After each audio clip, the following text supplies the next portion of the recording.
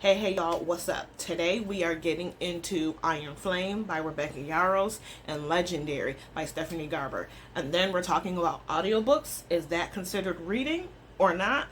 Spoiler alert, yes it is. So if that interests you, let's get into it.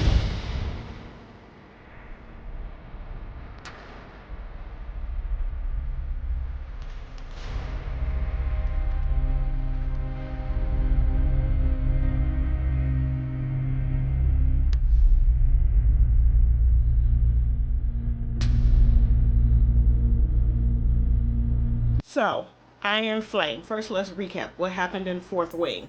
Navarre's been lying, okay?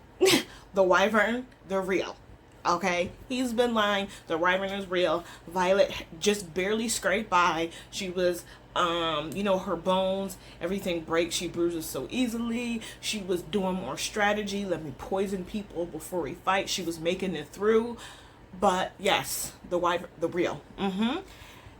Xaden, we figured out he's marked. Okay, that has really solidified, and that whole plot point took place. And then the cliffhanger at the end, her brother. What? All of that happened in book one. So as we get over into book two, we have a new antagonist, a new villain, Commander Kaori, and for some reason he can't stand Violet. So now she has that on her back. Xaden is starting to feel the pressure of both sides. He's a rebel, he's a marked one, and then he has this attachment to Violet, so he's starting to feel that back and forth pull. We get to more of Andarna in this one, her connection to Violet, her powers, all of that type of stuff. So those are the major plot points in Iron Flame that blossom in this book. What did I think? I loved Iron Flame and Fourth Wing. Those two books in the series, spoiler, those two books in the series, I love them.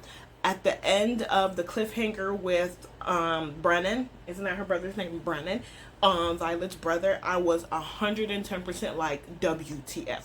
Is there a second book? Where's the second book? Oh my gosh, cliffhanger. It was anticipation. It was shock. I was into the second one. And then we get into it and it's like, it's the rebels. They're gone. They're separated from the school. They have their own cause, their own cause. Now we're doing the barriers and all that. I was just in. It was very action packed. Very action packed. Stuff was happening, but there was character development, like Violet separately and Xaden separately, and then Xaden and Violet together.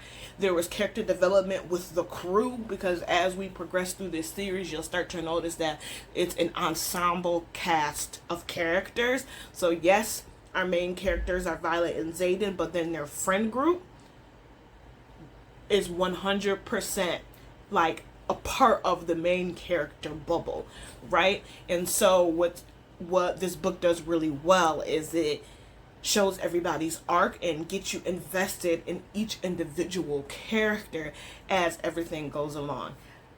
Can you guys hear the fan? I just now thought of that. Should I turn it off? So if that was super loud the first 5 minutes, I'm so sorry. But one thing that Rebecca Yarros does really good is she gets you extra invested in the ensemble cast of characters. So when things start happening to them, it's not like, okay, whatever, what happened to Violet and Xaden? Yeah, we're invested in Violet and Xaden, but we're also invested in the rest of the characters, and that's something that she does excellent.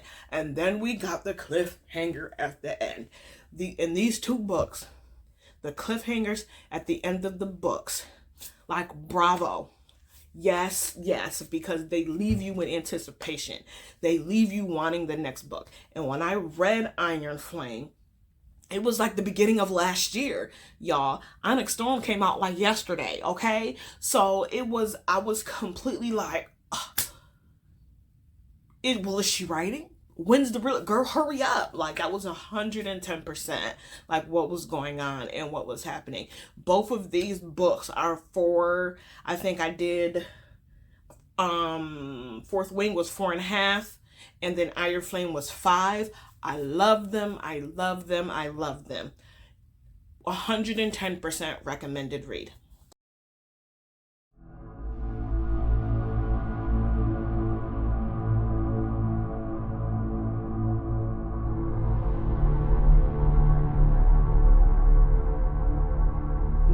let's get into Legendary. If Caraval was about illusions, this book right here is about truth. Are some truth best left buried? No. Never, never, never. Let's get into the juice, okay? Let's get into the tea. So Caraval focused not solely, but the main character was Scarlet. Scarlet, she's going through the game. She's trying to find her sister. Now, as we get into Legendary, we're switching gears. We're talking about Tessa, and now we're following her. But in this book, the games are not games, right? It's like their stakes intensify 110%. Stephanie Garber does a very good job with that. The stakes really intensify, and then the ultimate wish at the end of the game is what they're fighting for. But they have so much things like their father coming into the picture. Remember that piece of shit? Yeah. So many things coming up that the girls really want Tessa specifically to get up under the weight and the barrier that she's carrying. And she's feeling Dante, okay? And she's feeling Dante. And so as she's progressing through the games, the stakes are higher. Then we get into the fates over here. The fates are just like the fates in most books, these powerful entities, and somehow Tessa is connected to the fates. Like Houseway, she's connected to the fates, so this book dives into her figuring that out. We get into the Prince of Hearts. Is he good? Is he bad? Obviously he's bad, but she needs him, right?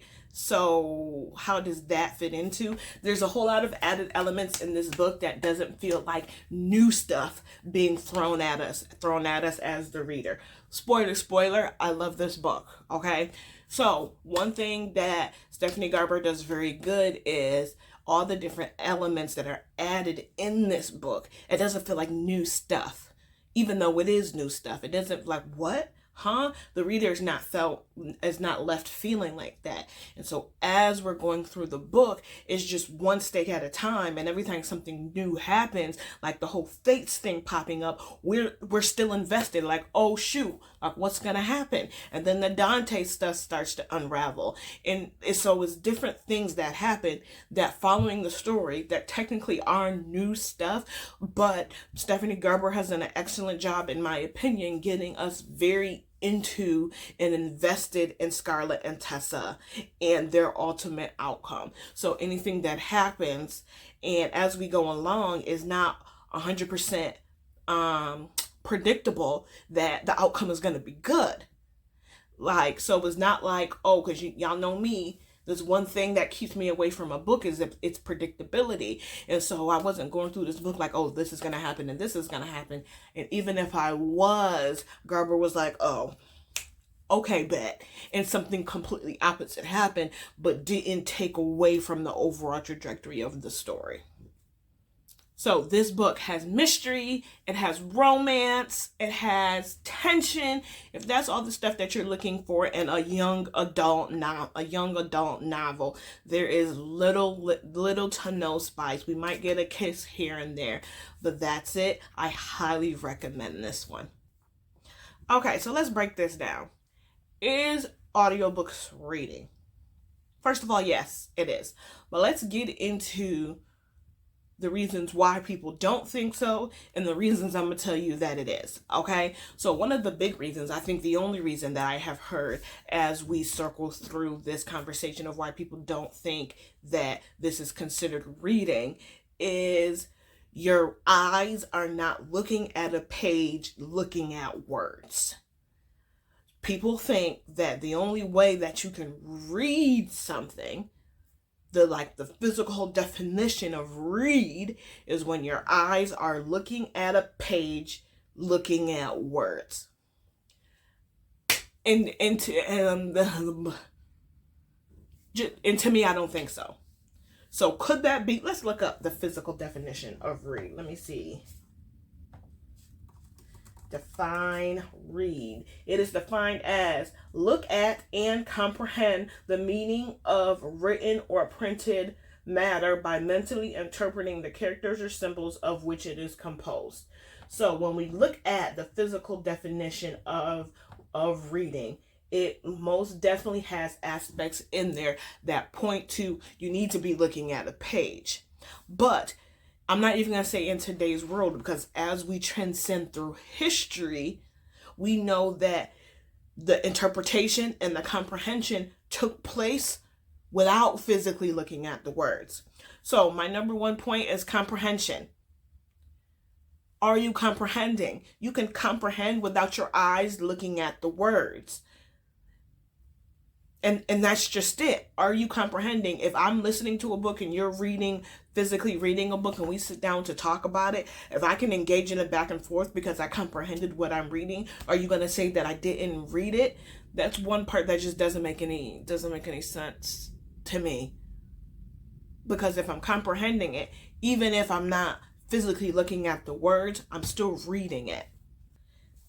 And then we have studies that show that your brain processes the information the same way, whether my eyes are looking at words or whether I'm listening to the words. My brain processes the information the same way.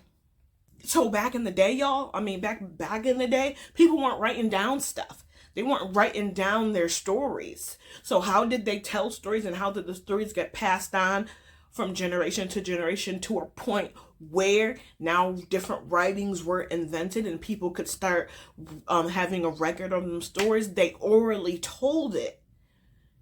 And so it's like, well, they weren't reading because they were orally telling it. They didn't actually start reading until it was written down for people to read. I think it's just a very minute point. It's like you're splitting hairs. Like, they had these stories that they were sharing in the same way that today, when you're listening to an audiobook or you're reading Braille, that you're still consuming that content. Now, maybe we should find a different word for it than read, since that seems to be what people are getting all hooked up on. But I think that's also just splitting hairs. It can be the general term read to cover any way I'm intaking the content.